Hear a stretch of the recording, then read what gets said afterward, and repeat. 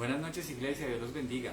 Qué privilegio encontrarnos de nuevo en este día martes, hoy haciendo este pequeño cambio solo por esta semana, y que trasladamos la reunión del miércoles para el día de hoy.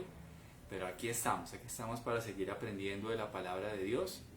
Les damos la bienvenida, Dios los bendiga a todos y cada uno de ustedes, a sus familias. Y bueno, rápidamente antes de iniciar, queremos compartir algunos anuncios importantes para cada uno de ustedes. Y es que, bueno, el día jueves tenemos la reunión o el estudio bíblico para los jóvenes. Entonces, cordialmente invitados todos los jóvenes a las 5 de la tarde a través de Google Meet. Y el próximo domingo tenemos el culto, así que cordialmente invitados también todos para que puedan asistir este próximo domingo a partir de las 9 de la mañana.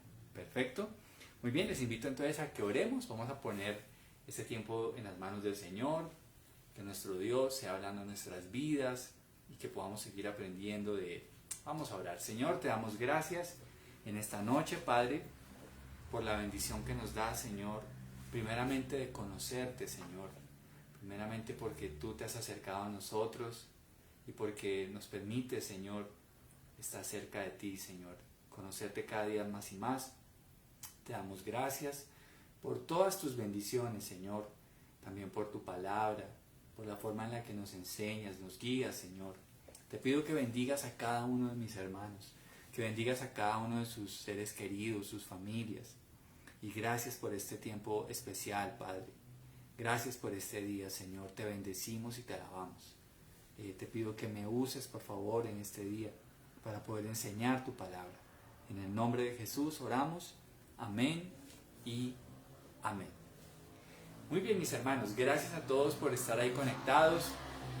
Quisiera que habláramos hoy acerca de un tema que es muy importante y se llama la infidelidad espiritual. ¿Sabes? Creo que una de las cosas que más puede llegar a doler en la vida de pareja es que haya infidelidad, ¿verdad? Eso debe ser muy complejo, debe ser muy fuerte saber que esa persona que tanto amamos ha puesto sus ojos en otra persona, que de pronto por alguna debilidad o porque definitivamente se entregó a ese pecado, ha empezado a poner sus ojos en otra persona diferente a la pareja, a su novia o bien sea a su esposa o su esposo. Pues resulta que hay un tema que es aún más delicado y es la infidelidad espiritual. Es cuando tú y yo estamos siendo infieles a Dios. Y hoy quisiera que habláramos un poco de eso. ¿Por qué? Porque es posible que en algún momento le seamos infieles justo con aquel que nos ha mostrado tanto amor y tanta gracia. Nuestros corazones pueden caer en el engaño del pecado y es allí cuando empezamos a ser infieles a Dios. A veces pensamos que el pecado es algo inofensivo, a veces pensamos que el pecado es algo con lo que podemos lidiar sin salir dañados o sin hacerle daño a alguien. Pero sin duda alguna, mis hermanos, el pecado es algo que es peligroso, es algo con lo que no podemos jugar. ¿Qué situaciones nos pueden llevar a ser infieles a Dios? Por ejemplo, una vida espiritual aparente. Una vida espiritual aparente. ¿Qué quiere decir eso? Que de repente confiamos en que podemos mostrarnos espirituales ante las personas, mostrarnos espirituales en la iglesia, mostrarnos espirituales en medio de nuestros seres queridos, pero resulta que en realidad no hay espiritualidad. Me aterra que uno de los cargos que Dios tiene contra las iglesias que describe en los primeros capítulos de Apocalipsis es que hay una de esas iglesias a las que Jesús le dice: tú tienes nombre de que vives, pero en realidad estás muerto. Qué tremendo eso. Dios nos libre de tener una vida espiritual aparente, que se vea algo jovial, algo vivo por fuera, pero que en nuestro interior no esté sucediendo nada, que en nuestro interior no haya una verdadera entrega hacia el Señor. Por eso, esa puede ser una de las causas que nos puede llevar a ser infieles a Dios, el querer vivir con una apariencia espiritual. Otra de las causas que nos puede llevar también a la infidelidad espiritual es la falta de identidad como hijos de Dios. Debemos entender que como hijos de Dios, nuestro tesoro, nuestra plenitud está realmente en Dios, está en Jesucristo. Él es nuestro verdadero fundamento de vida, nuestro cimiento, nuestra roca, donde en realidad tenemos vida, donde somos estables. Pero si no tenemos esa identidad en nuestra vida, vamos a buscar la plenitud en muchas otras cosas. Y es ahí donde vamos a empezar a ser infieles hacia el Señor. Otra causa también es la falta de compromiso con las luchas del alma. Hermanos, todos aquí tenemos luchas de alguna u otra índole. Todos luchamos con algún área en nuestra vida. Debemos ser sinceros, debemos ser reales, no estamos aquí para aparentar algo que no somos. Todos debemos ser sinceros, pero ¿qué requiere de eso? Que nosotros tengamos un compromiso con esas debilidades, que nos comprometamos con Dios a pedir su fortaleza, a guardarnos del mal, a apartarnos de todas aquellas cosas que puedan causar tropiezo a nuestra vida. Y esas son algunas de muchas causas que pueden llevarnos a ser infieles a Dios. Pero quisiera que viéramos en la palabra de Dios una historia de cómo Dios trató la infidelidad de su pueblo. Quiero pedirle que me acompañe el libro de Oseas, capítulo 1, y que leamos juntos el versículo 2. Oseas, capítulo 1, versículo 2. Así que yo espero que usted busque en su Biblia y que juntos podamos leer lo que dice la Biblia allí. Oseas, capítulo 1, versículo 2. Dice la palabra de Dios: cuando el Señor le habló por primera vez a Israel por medio de Oseas, le dijo al profeta: ve y cásate con una prostituta, de modo que algunos de los hijos de ella sean concebidos en prostitución. Esto ilustrará cómo Israel se ha comportado como una prostituta al volverse en contra del Señor y a rendir culto a otros dioses. Imagínate, si nosotros hacemos un poquitico de recorderis de lo que es la historia, sabemos que la nación de Israel no existiría a no ser porque Dios intervino para formarla. Recordemos que Israel surgió de un pueblo que era esclavo, ¿verdad? Que eran descendientes de Abraham, eran esclavos en Egipto. A no ser porque Dios hubiera intervenido en la historia de ellos, ellos hubieran seguido siendo los esclavos de esa nación. Sin embargo, Dios, por ser fiel a lo que había prometido Abraham, decide rescatarlos, hacerlos su pueblo a través de todas las señales y las plagas que él desató sobre Egipto, y los liberó y los consagró para ser su pueblo. Después de un tiempo, este pueblo empezó a olvidar, empezó a extraviarse de ese compromiso que debían tener con el Dios que con gran poder y con gran muestra de amor y de misericordia los había liberado de su opresor. Entonces, qué triste, ellos le dieron la espalda, volviéndose infieles, amando otras cosas más que a Dios. Cuidado, no sea que amemos más la bendición que al dador de las bendiciones. El pueblo que debía amar no lo amó. El pueblo que debía ser fiel no lo fue.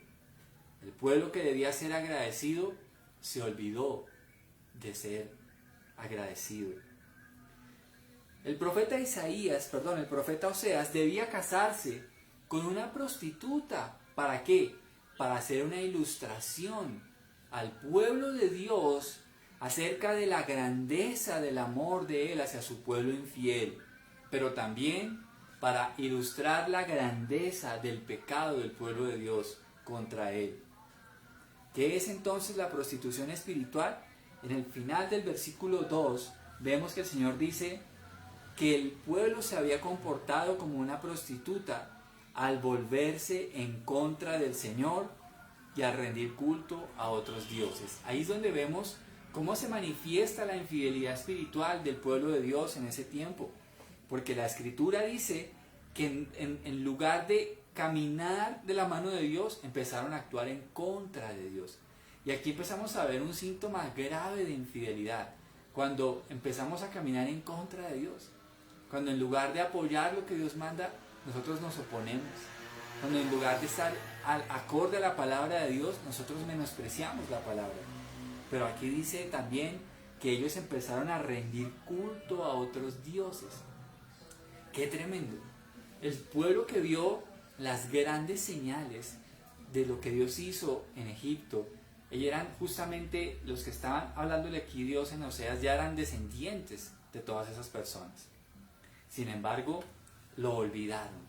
Sin embargo, menospreciaron al Rey de Reyes y Señor de Señores, al Dios, al único verdadero Dios sobre todas las cosas. Y empezaron a rendir culto a otros dioses.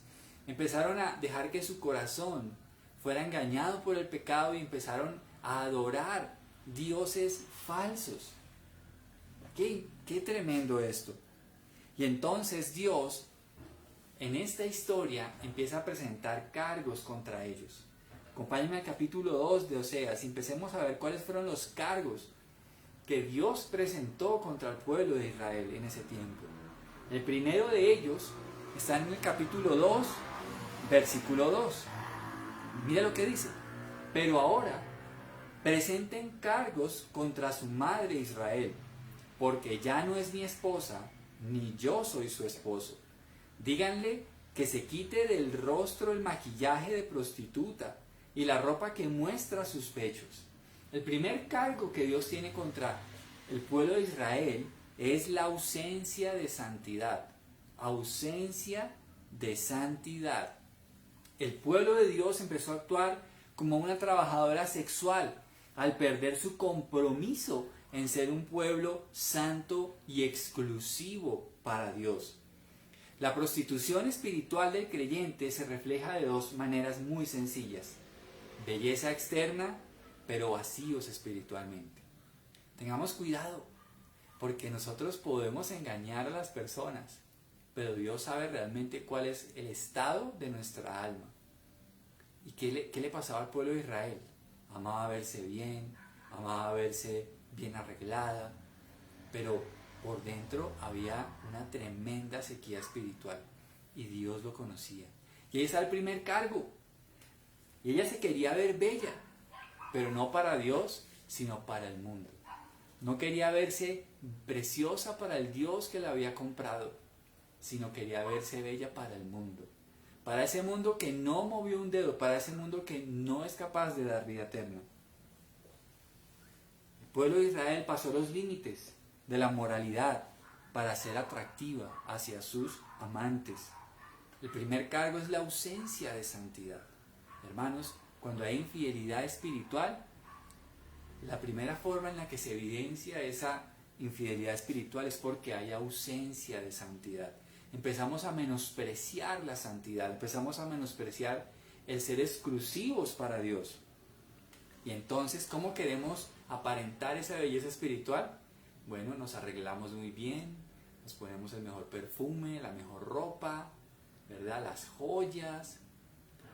No quiero decir que eso esté mal, pero lo que sí quiero decir es que con eso no podemos engañar a Dios, porque a veces por dentro podemos tener una tremenda ruina espiritual, estar vacíos, llenos de miedo, llenos de una zozobra existencial, y es ahí donde vemos que hay infidelidad espiritual, porque hay ausencia de santidad. Miremos ahora lo que dice el versículo 5 de ese capítulo 2. Dice: su madre es una prostituta descarada y quedó embarazada de una manera vergonzosa. Dijo: iré tras otros amantes y me venderé a cambio de comida y agua, a cambio de ropa, de lana y lino, también a cambio de aceite, de oliva y bebidas. Otro de los cargos que Dios presentó contra su pueblo cuando le fue infiel espiritualmente es que se vendió. ¿Se vendió a cambio de qué? De sustento diario. Teniendo un esposo que se haría cargo de sus necesidades, porque Dios trató a su pueblo como si él fuera su marido, como si él fuera su esposo. Pero teniendo un esposo que podía cubrir absolutamente todas las necesidades que tenían, buscó en lugar de él, en sus amantes, la forma de obtener sus necesidades diarias. La prostitución espiritual rechaza a Dios como la fuente de sustento y confía en sus amantes para ese propósito. Recordemos que nosotros dependemos de Dios. Y claro, Dios usa a las personas y damos gloria a Dios por eso, ¿verdad? Pero sin embargo, nosotros dependemos de Dios. Dios es quien toca corazones, Dios es el que hace la obra, Dios es el que abre puertas, Dios es el que cierra, Dios es el que nos da gracia, Dios es el que nos impide seguir en ciertos vínculos.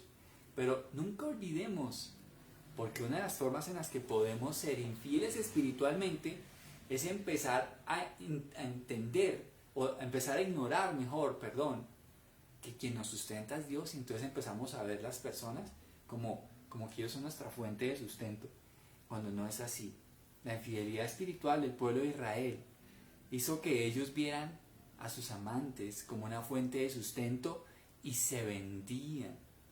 Aquí lo grave es que empezamos a hacer las cosas y vendemos los principios, vendemos los valores que hemos recibido de parte de Dios.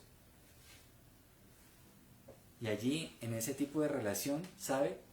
No hay amor, solo hay un intercambio de ofertas. Ahí no hay un verdadero amor, solo hay un intercambio de ofertas. Tristemente, el pueblo de Israel cayó en este error. La prosperidad que se puede gozar en este estilo de vida espiritual es a costa de ser infieles a Dios. ¿Y qué acciones tomó Dios? Leamos versículos 6 y 7. La primera acción que Dios tomó, mira lo que dice: por esta razón la cercaré con espinos, cerraré su paso con un muro para que pierda su rumbo. Cuando corra tras sus amantes, no podrá alcanzarlos. Los buscará, pero no los encontrará.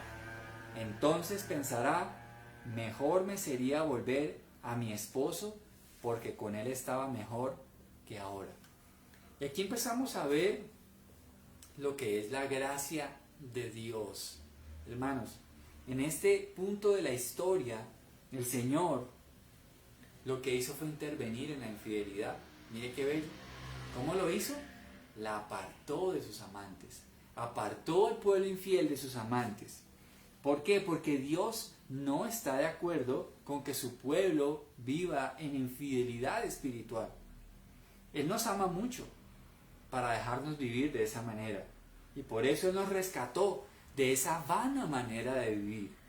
Por eso soberanamente Dios decide cerrar los caminos que nos llevan a esa infidelidad espiritual.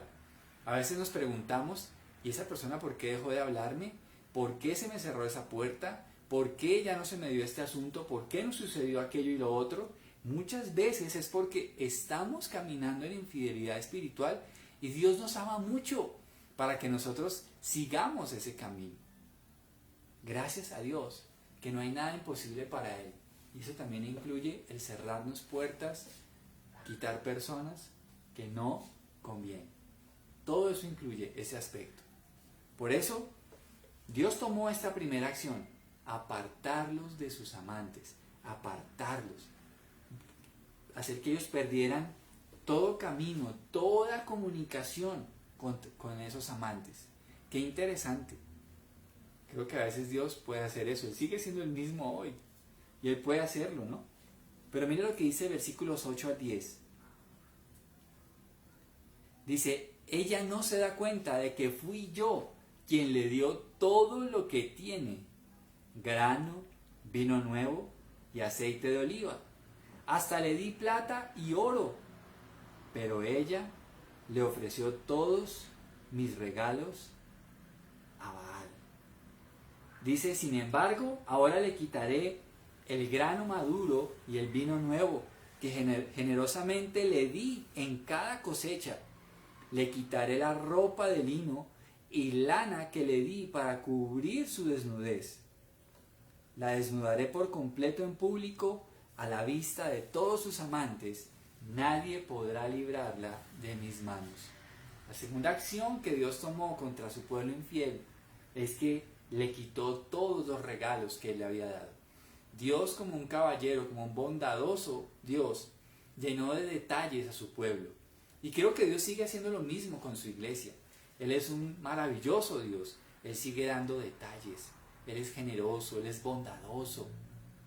Y lo podemos ver reflejado en las dádivas que Él dijo que le había dado a su pueblo. Él dice claramente en el versículo 6, por ejemplo, repitámoslo, en el 8, dice: ella no se da cuenta de que fui yo quien le dio todo lo que tiene. Ay, no, qué dolor pensar que a veces nosotros somos infieles con aquel que nos sustenta todas las cosas que necesitamos. Y yo creo que a veces nos da mucho más que lo que necesitamos. En este caso, dice que Dios le dio grano, vino nuevo, aceite de oliva, dice que hasta plata y oro le dio, pero ella ofreció sus regalos a Baal. Hermanos, Dios nos deja ver que cuando el pueblo es infiel, Dios actúa. Dios actúa ¿cómo? A veces quitando aquellos regalos que Él nos ha otorgado. Las bendiciones que Dios había concedido a su pueblo empezaron a ser quitadas. Dios quería tratar con el corazón infiel de su pueblo. Todas aquellas dádivas eran una muestra de amor de Dios para ellos. Pero era tiempo de mostrar que las bendiciones no son más importantes que el dador de ellas. Y ojo con ese punto. ¿Saben? Muchas veces en nuestra vida cristiana caemos en el error de pensar que lo más precioso que Dios puede darnos son sus bendiciones. Y claro, qué chévere, nos gusta y de hecho qué chévere que Dios nos bendiga. Y amamos las bendiciones de Dios. Pero cuidado, no caigamos en amar más las bendiciones que al dador de las bendiciones. Honremos al Dios que nos bendice, pero no hagamos de las bendiciones un Dios. No hagamos de las bendiciones un ídolo. No hagamos de las bendiciones alguien con quien ser infieles a Dios. ¿Saben por qué? Porque tarde o temprano, si somos sinceros, vamos a decir que nunca una bendición nos va a hacer tan plenos como lo hace Dios. Las bendiciones son una manifestación de la gracia de Dios, pero esas bendiciones no están diseñadas para que nosotros pongamos el corazón en ellas. Tal vez para que seamos agradecidos, sí, claro, pero debemos meditar que quien debe merecer la honra y la gloria siempre es Dios. Si tú edificas tu vida espiritual sobre la base de las bendiciones, vas a caer en una insatisfacción tarde o temprano, porque eso no te va a llenar. Simplemente es una manifestación de bondad. Pero debes entender que el único que te llena de plenitud, el único a quien tú debes amar con toda tu alma, mente y corazón, es a Dios. Es a Dios. Nuestra plenitud no está en las bendiciones, está en amar al Dios que las otorga. Y aun si no nos bendijera, Él es digno de toda adoración y de toda alabanza. Mire lo que dice el versículo 11. Dice, pondré fin a sus festivales anuales, celebraciones de luna nueva y sus días de descanso, todos sus festivales establecidos. Una de las cosas que, por ejemplo, también en el libro del profeta Isaías lo dice claramente, es que Dios se cansa de esas celebraciones religiosas que en realidad no tienen nada que ver, no son para Dios, son simplemente un rito, un hábito, una repetición, pero no lo hacen para Dios, lo hacen simplemente por apariencias, lo hacen porque quieren aliviar su conciencia religiosa. Pero Dios dice que Él quiere quitar esas fiestas, que Él no quiere que su pueblo le celebre más fiestas sabiendo que es un pueblo que le es infiel. Dios se toma muy en serio nuestra relación con Él, y creo que la cruz del Calvario nos habla de esa seriedad, ¿no? Al punto de dar a su Hijo por su iglesia. Pero finalicemos. ¿Qué va a pasar después de que Dios discipline a su pueblo? Mire lo que Dios tiene pensado. Qué hermoso esto. Lea conmigo ahí el versículo 14. Dice, pero luego volveré a conquistarla. La llevaré al desierto y allí le hablaré tiernamente. Lo que Dios tenía pensado para su pueblo era que a través de esa disciplina, Dios quería quitar totalmente el apego y el engaño que su pueblo tenía con los ídolos. Y una vez que trató eso, Él dice que Él la volvería a conquistar. Él volvería a conquistar a su pueblo, que la llevaría al desierto y allí le hablaría tiernamente. En el desierto, mis hermanos, es un lugar que espiritualmente hablando tiene muchas preciosas enseñanzas para nosotros los creyentes. Porque en el desierto nos damos cuenta que en realidad no tenemos nada, que no somos nadie y que con Dios lo tenemos todo. Eso es lo que sucede en los desiertos espirituales. Y a veces Dios En esa disciplina, cuando caemos en la infidelidad, nos lleva al desierto. Y en ese desierto entonces el Señor dice que Él nos lleva a ese lugar para conquistarnos y hablarnos tiernamente. Después de que nos ha quitado las cosas que hemos idolatrado, después de que hemos sido conscientes y hemos sido disciplinados de nuestra infidelidad espiritual, Dios quiere reconquistarnos. Dios dice, te has enamorado de la persona equivocada, has puesto tus ojos en algo que no te va a satisfacer y que no es la plenitud de la vida. Y Dios dice, yo soy el verdadero Dios, yo soy el verdadero Rey, soy el único que puede llenar de plenitud tu vida. Me encanta pensar que Dios se tome tan en serio su relación con nosotros. Bendito sea el nombre de Dios. Y entonces, mira lo que dice, por ejemplo, el versículo 15. Dice, le devolveré sus viñedos y convertiré el valle de la aflicción en una puerta de esperanza. ¡Ah, qué hermoso! Porque una de las cosas que se pierde en la disciplina es el gozo, ¿verdad? Se pierde el gozo cuando estamos bajo la disciplina divina. Cuando hemos amado más otras cosas que a Dios, se pierde el gozo. No nos digamos mentiras. Pero cuando Él empieza a restaurarnos, Él vuelve a ser nuestro objeto de gozo. Él se convierte en el dador de ese gozo. No hay nadie más que nos pueda dar el gozo que solo proviene de Dios. Y Él lo devuelve cuando Él empieza a restaurarnos, cuando hemos pasado esa disciplina. Mira lo que dice el versículo 15 en su parte final y el versículo 16. Dice, allí se me entregará como lo hizo hace mucho tiempo cuando era joven, cuando la liberé de su esclavitud en Egipto. Al llegar ese día, dice el Señor, me llamarás esposo mío en vez de mi Señor. Lo que dice Dios es que habrá una nueva entrega, una nueva relación. A veces tenemos que pasar por estos momentos y es allí cuando entendemos que no hay nadie como Dios. Solamente Él es nuestra fuente de plenitud y de vida. Pero cuidémonos de la infidelidad espiritual.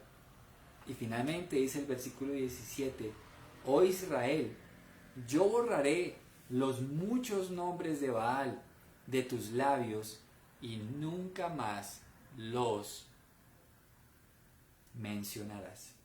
Hermanos, una de las cosas que Dios borró del corazón de Israel fue la idolatría. De verdad, después de ese trato tan fuerte que Dios les dio, después de ser llevados cautivos por los asirios y por los de Babilonia, es increíble ver cómo Dios trató de fuerte la idolatría de su pueblo. Pues mis hermanos, Dios dijo que Él quitaba esa idolatría de sus corazones. Y qué bueno que Dios nos trate cuando nosotros estamos siendo infieles espiritualmente. Mis hermanos, Dios se toma muy en serio su relación con nosotros y espera que nosotros actuemos de esa manera hacia Él. Por eso, la cruz del Calvario nos muestra nuevamente el perdón de Dios para el pueblo que le ha sido infiel hacia el Señor. En la cruz del Calvario fue derramada la sangre del Cordero de Dios para limpiarnos de nuestros pecados, para que podamos volver al Dios que desea tener una relación viva y personal con cada uno de nosotros. ¿Por qué? Porque Él nos amó y nos lavó de nuestros pecados con su sangre. Damos gracias a Dios de que tenemos una vía de gracia para salir de la infidelidad espiritual. Y si tú hoy estás siendo infiel a Dios, en algún área de tu vida, si estás siendo dominado por alguna tentación, si estás teniendo un ídolo, si estás haciendo de algo un Dios y estás siendo infiel a Dios, hoy Dios te está llamando para que reacciones. Porque recuerda, lo que Dios está dispuesto a hacer para sacarte de eso, y es apartarte de tus amantes espirituales, quitarte cosas que Él te había dado como bendición, ¿verdad? Quitarte tal vez el privilegio a veces hasta de asistir a una iglesia de una manera falsa, hipócrita. Dios puede hacerlo. Dios puede hacerlo y mostrarnos a veces la gran ruina espiritual que a veces tenemos en nuestro corazón. Pero no está todo terminado, porque ahí está la cruz del Calvario. La cruz del Calvario nos muestra que hay un Dios que está dispuesto a perdonar y a darnos un verdadero sentido de la vida, que nosotros podamos quitar los ídolos de nuestro corazón, la infidelidad que podamos tener hacia Él y que podamos volvernos a Él de todo corazón. La cruz es la puerta hacia nuestra restauración y que podamos volver a adorar al único Dios verdadero que es el Señor. Mis hermanos, vamos a orar en esta noche. Oremos. Señor, te damos gracias en esta noche por esta breve reflexión.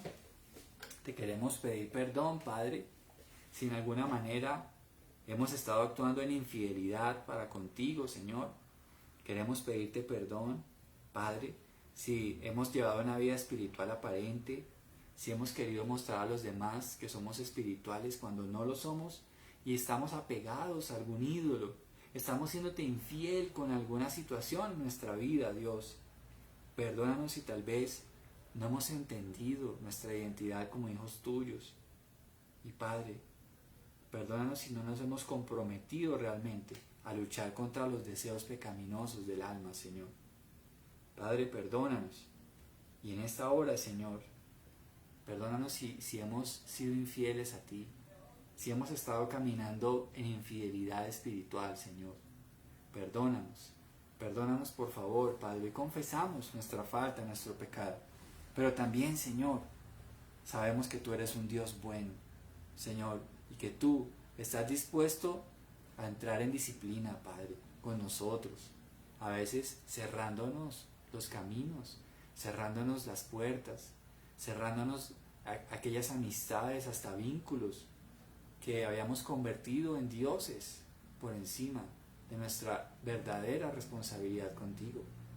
Gracias porque a veces tú nos quitas cosas que amamos, pero es porque tú no tienes y no quieres tener ninguna competencia. Y gracias, Señor, porque tú no deseas una vida inclusive hasta congregacional cuando hay hipocresía, cuando hay falsedad. Tú deseas realmente que te amemos, Señor. Por favor, restáuranos. Padre, gracias por llevarnos al desierto, por reconquistarnos. Gracias por tus inmensas bondades para con nosotros. Gracias por el gozo de la salvación que a veces se extingue en estas épocas de infidelidad, Señor, pero queremos el gozo de caminar verdaderamente contigo. Y ayúdanos a que haya una nueva entrega hacia ti, una verdadera entrega, una entrega de por vida hacia ti, que nunca más abandonemos el llamado, el servicio, el compromiso contigo, Señor. Y perdónanos una vez más. Te damos gracias por la sangre de Jesús. Te damos gracias porque a través de su muerte Él restaura a los infieles. Porque Él ha sido el único fiel en toda su casa. Él ha sido el único que ha vivido una vida ejemplar y sin mancha y sin pecado, para darnos ejemplo y para que a través de su vida podamos ser restaurados en nuestra relación hacia ti. Gracias, Dios, te bendecimos y te alabamos en el nombre de Jesús. Amén y amén. Mis hermanos, muchas gracias por su compañía, por estos minutos que nos han permitido compartir este mensaje. Meditemos, ¿verdad?, en lo que Dios nos ha hablado en esta noche. Y bueno, ya saben que el día de mañana no tenemos reunión y nos vemos los jóvenes el jueves, si Dios lo permite, a las 5 de la tarde. Y este próximo domingo tenemos el culto, así que espero verles en la iglesia. Un abrazo muy grande para todos y que Dios les bendiga. Feliz noche.